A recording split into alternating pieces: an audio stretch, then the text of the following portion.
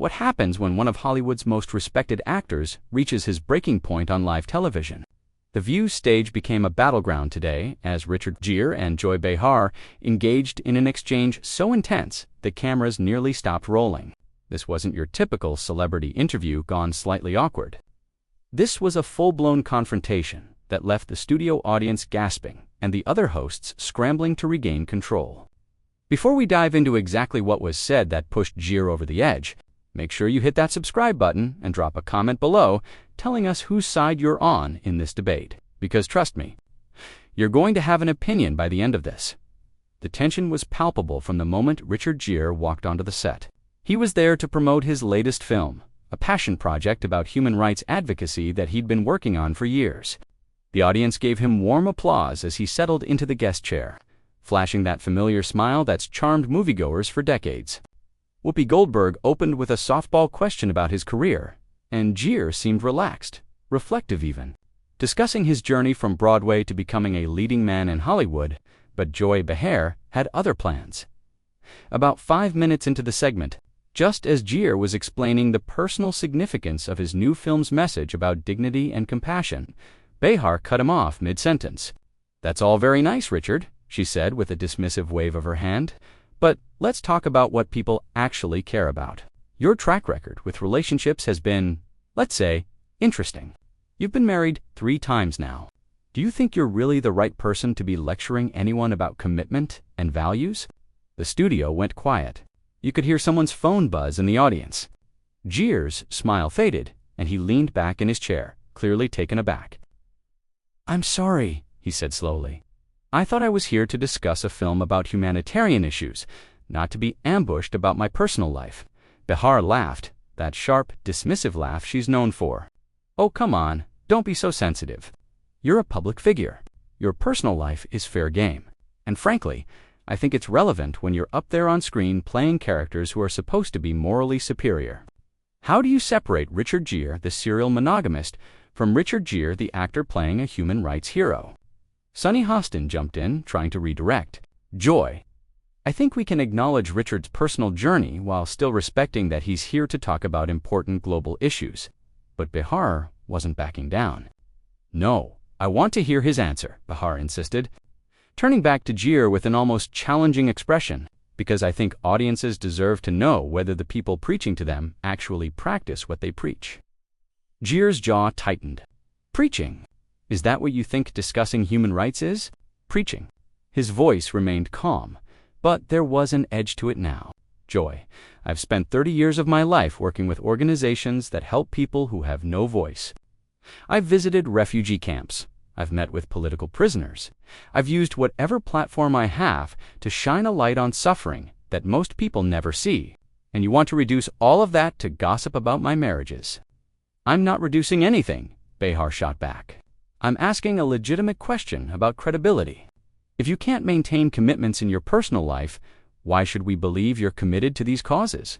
Or is it all just good publicity for you?" The other hosts looked uncomfortable. Sarah N. glanced at the producers off-camera.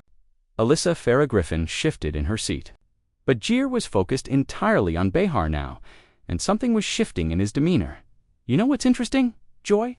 Gere said, leaning forward. "In all my years doing interviews, I've sat across from journalists who asked tough questions, real questions about policy, about effectiveness, about the actual work being done. But you're not interested in any of that, are you? You're interested in cheap shots and sound bites." "Oh, here we go," Behar said with an eye roll. "The celebrity persecution complex. Poor Gere, being asked questions he doesn't like." "It's not about liking or not liking questions," Gere replied, his voice rising slightly. "It's about respect. It's about recognizing that maybe, just maybe, some things matter more than tabloid gossip. Do you know what I was doing last month? I was in India meeting with activists who are risking their lives to help trafficked children. But, sure, let's talk about my divorce from 20 years ago. That's clearly more important." Whoopi tried again to intervene. "Richard, Joy, let's all just take a breath here." But Behar was in full attack mode now.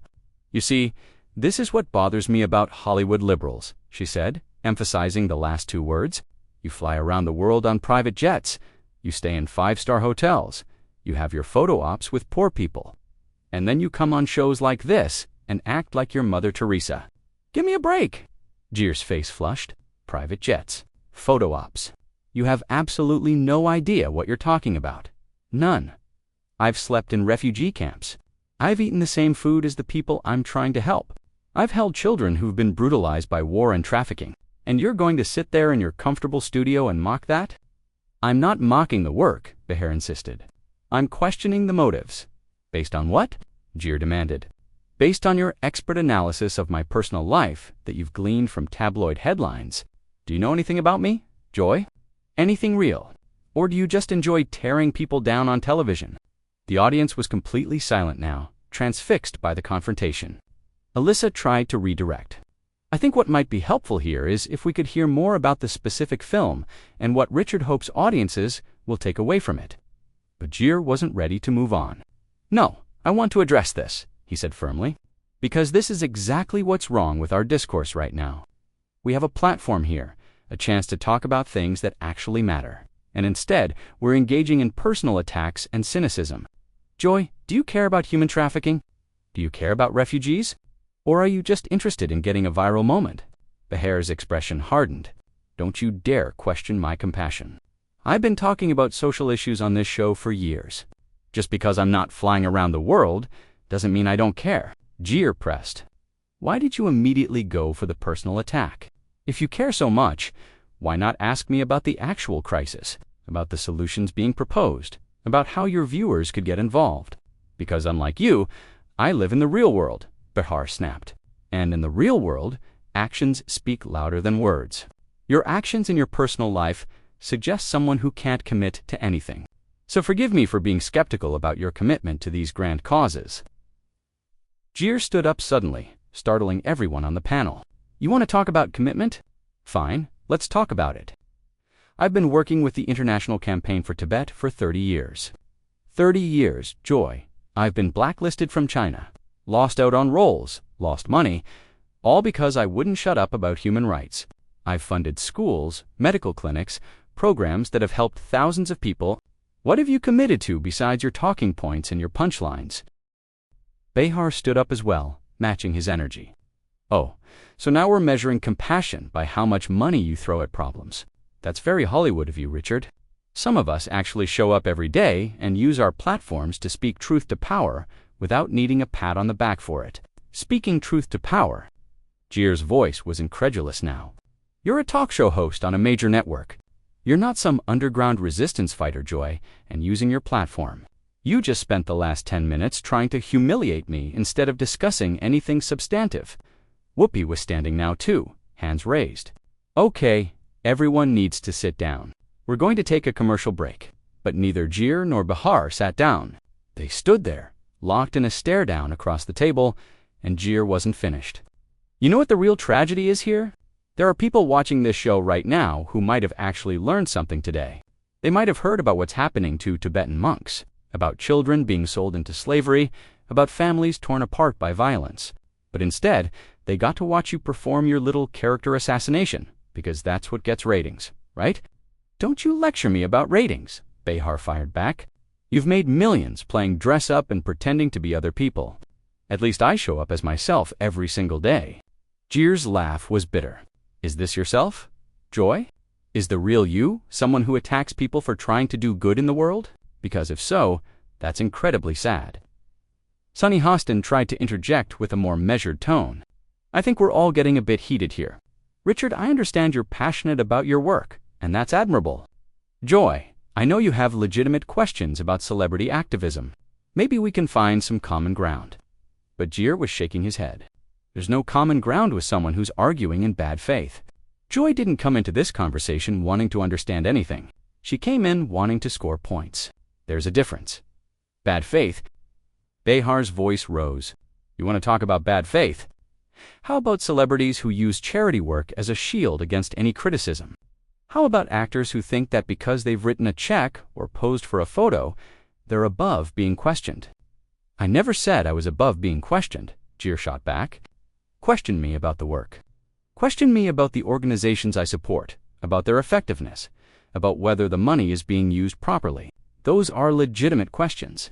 But questioning my commitment based on my personal relationships. That's not journalism, Joy. That's gossip, and it's beneath you. Or at least, it should be. Sarah N. tried a different approach, her voice gentle but firm. Richard, can I ask, how do you respond when people do question the effectiveness of celebrity activism in general? Because that is a conversation happening in a lot of spaces right now. Gere turned to her, and his voice softened slightly. That's a fair question, Sarah, and honestly, I think that skepticism is healthy. Celebrity activism can be performative. There are people in Hollywood who do exactly what Joy is accusing me of. They show up for photo ops and then disappear. I'm not naive about that.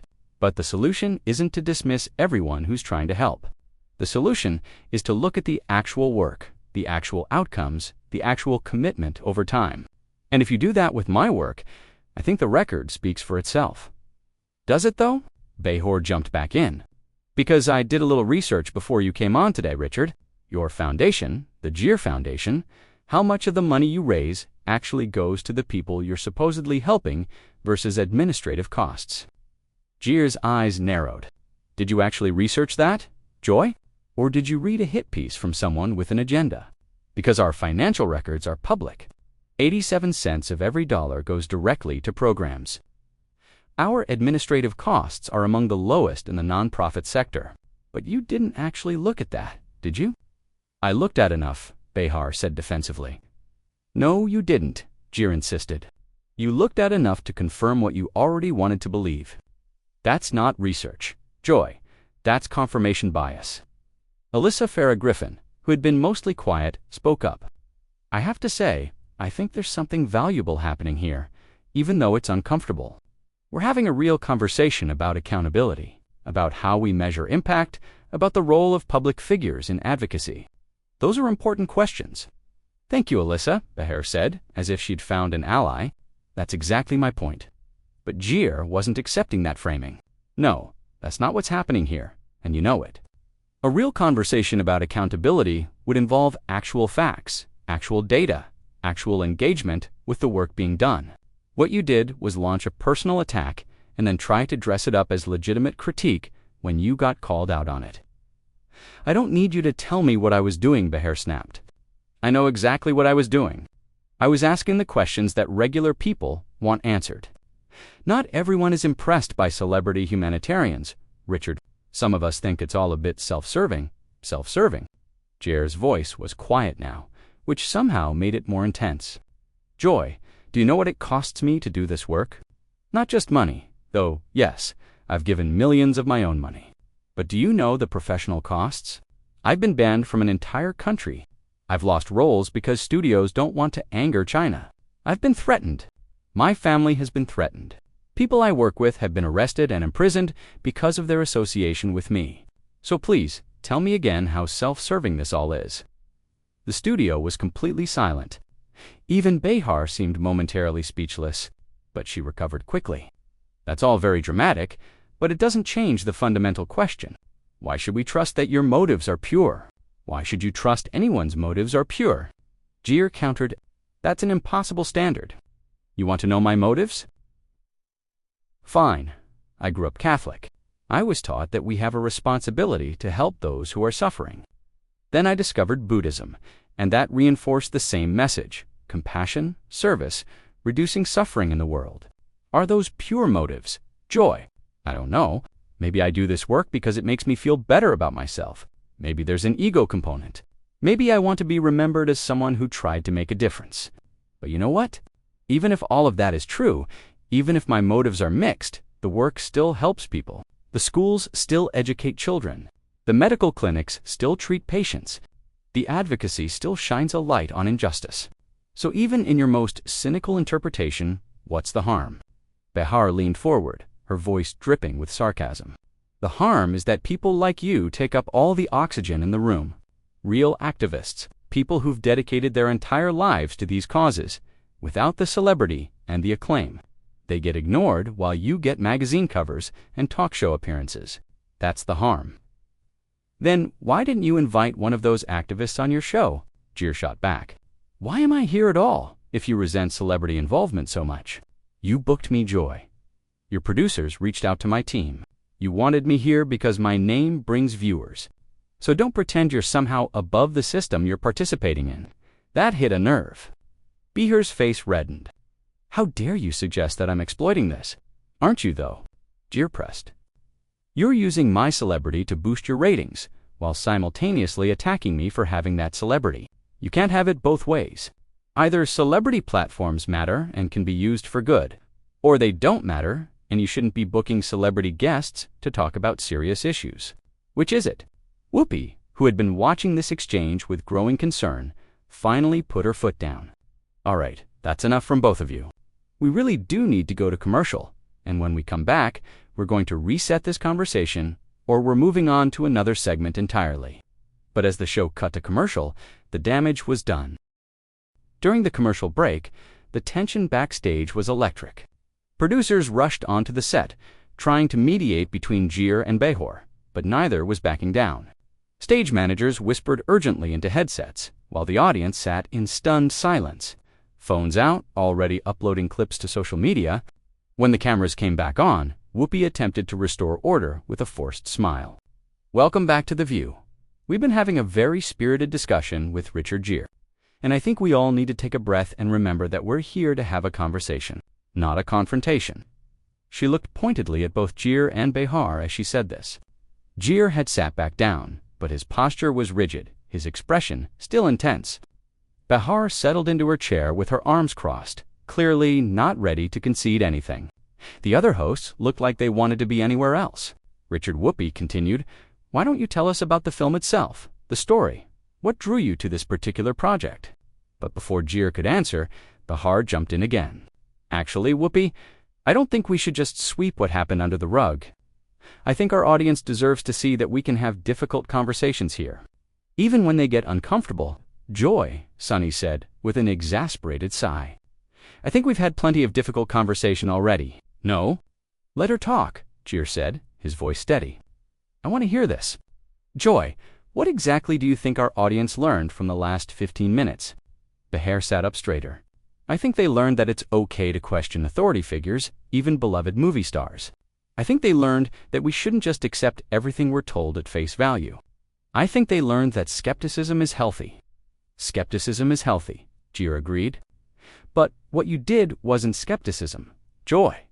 Skepticism involves engaging with evidence, asking probing questions about methods and outcomes, examining claims carefully. What you did was cynicism dressed up as skepticism. There's a difference. You keep trying to tell me what I did or didn't do, Behar said irritably. I know what my intentions were. Then explain them to me, Gere challenged. Explain to me how attacking my personal life helps anyone understand. Human trafficking, or refugee crises, or political imprisonment. Explain the logic there, because I genuinely don't see it. Behar paused, and for a moment, it seemed like she might actually engage with the question seriously. Fine, you want me to explain it? Here's the explanation. When celebrities come on shows like this to promote their humanitarian work, there's an implicit message being sent. Trust me, I'm one of the good ones. I care about the right things, and I think audiences should be skeptical of that message, especially when it comes from people whose personal lives suggest a pattern of instability or inconsistency. So you admit this was about my personal life, Gere said. It's about character, Behar corrected. Personal life reflects character, does it? Gere leaned forward again. Joy, you've been married twice yourself. Should we question your character based on that? Should we assume that because your first marriage didn't work out, you're incapable of commitment to anything?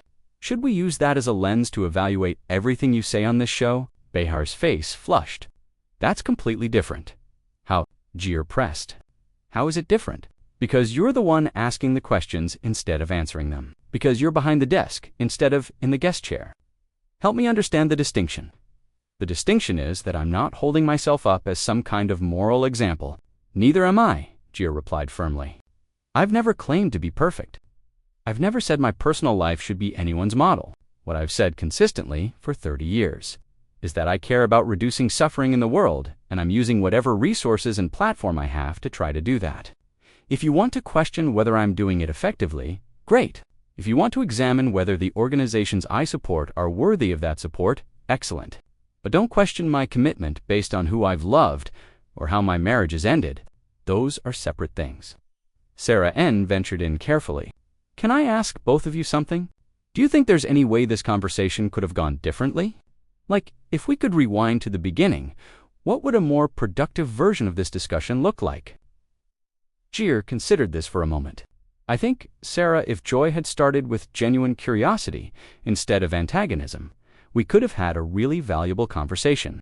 She could have asked me about the challenges of celebrity activism, about how I ensure the work is actually helping people, about how someone watching at home could get involved. Those would have been great questions, and I think Behar interjected. If you had been willing to acknowledge that not everyone is going to accept your narrative at face value, we could have had a real dialogue instead of you getting defensive and accusing me of bad faith. I got defensive, Gere said slowly, because you attacked me personally within minutes of me sitting down. How else should I have responded? Joy, should I have just smiled and nodded while you impugned my character on national television? You could have answered the question instead of deflecting, Behar countered. I did answer the question, Gere said, his frustration evident. Multiple times. You just didn't like the answer. Alyssa Farah Griffin spoke up. I have to say, watching this as someone who's worked in politics and media, I see both sides here. Joy, I understand the impulse to push back against celebrity culture and the way it can dominate important conversations. But Richard, I also hear you saying that you've put real time, money, and effort into causes you care about, and that deserves to be taken seriously. Maybe the issue is that we as a society haven't figured out how to properly evaluate celebrity activism. We either worship it uncritically or dismiss it entirely. That's exactly right, Gere said, turning to Alyssa, and that's what's so frustrating about this conversation. I'm not asking for worship. I'm not even asking for praise. I'm just asking to be evaluated based on the actual work, not on tabloid narratives about my personal life. But you have to understand, Behar insisted, that for a lot of people, especially working-class people who can't just fly around the world solving problems, there's something off-putting about wealthy celebrities positioning themselves as saviors. It feels like privilege masquerading as compassion. Gere nodded slowly. I hear that criticism, and I understand where it comes from. But Joy, I didn't choose to be born with the face I have or the opportunities I've had. I didn't ask to become famous, but I am famous, and I do have resources. And so the question becomes, what do I do with that? Do I just enjoy my wealth and privilege and ignore the suffering in the world? Or do I try to use what I have to make things better? I chose the latter. Maybe that's still privileged, but it seems better than the alternative. The alternative, Behar said, would be to step back and amplify the voices of people who are actually from these communities, who've lived these experiences, instead of appointing yourself as their spokesperson. I've done that too, Gere responded. I've funded grassroots organizations led by people from the communities they serve. I've used my platform to bring attention to local activists. I've stepped back plenty of times, but somehow that never makes it into your critique, does it? You've constructed this version of me in your head, this shallow celebrity activist, and no amount of evidence is going to change that because you've already decided who I am. The studio audience murmured at this. Some nodded in agreement, others shook their heads. The divide in the room was palpable. Whoopi made one more attempt at mediation. Look, I think we can all agree that this has been an intense conversation. Maybe too intense. But maybe it's also been necessary. Richard, you came here to talk about your film and your work. Joy, you had questions about accountability. Those aren't incompatible goals. Can we find any common ground before we wrap this segment? Gere and Behar looked at each other across the table. The anger was still there, simmering just below the surface. But there was something else too, exhaustion maybe, or a recognition that they'd reached an impasse.